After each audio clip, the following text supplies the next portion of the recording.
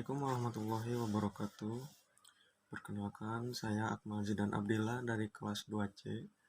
Di sini saya akan mereview kembali materi yang disampaikan oleh Ibu Profesor Dr. Hajah Heni Nuraini SHMH dan didampingi oleh Bapak Dr. M. Rendi Arid Hayandi SHMH. Membahas tentang tindak pidana atau strafbaar atau delik. Istilah lebih banyak dipergunakan istilah tindak pidana dibanding perbuatan pidana, peristiwa pidana, atau pelanggaran pidana, dan lain-lain. Alasannya, yang pertama, dari segi sosio-yuridis, hampir semua perundang-undangan pidana menggunakan istilah tindak pidana. Yang kedua, semua instansi penegak hukum dan aparat menggunakan istilah tindak pidana.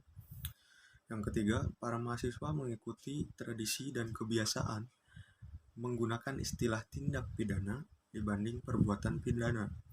Contoh nomor 1, Undang-Undang nomor 7 tahun 1955 tentang tindak pidana ekonomi, Undang-Undang nomor 35 tahun 2009 tentang tindak pidana narkotika, Undang-Undang nomor 20 tahun 2001 tentang tindak pidana korupsi.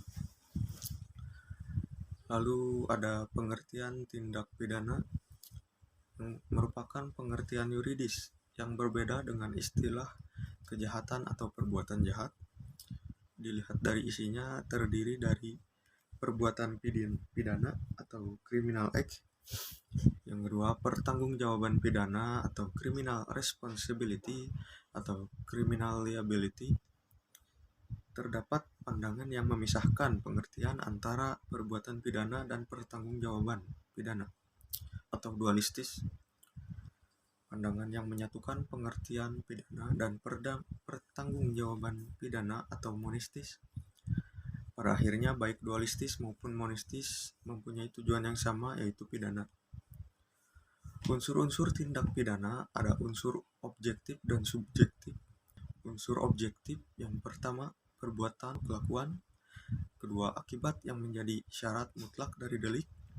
Ketiga, unsur melawan hukum. Yang keempat, unsur lain yang menentukan sifat tindak pidana. Yang kelima, unsur yang memberatkan. Yang keenam, unsur tambahan yang menentukan tindak pidana. Lalu ada unsur subjektif. Yang pertama, kesengajaan atau dolus. Selanjutnya, kealpaan atau kulpa. Selanjutnya, niat atau furnement. Yang selanjutnya, maksud atau augmerk. Selanjutnya, dengan rencana terlebih dahulu atau met voorbereid red. Terakhir, perasaan takut atau vrees. Sekian.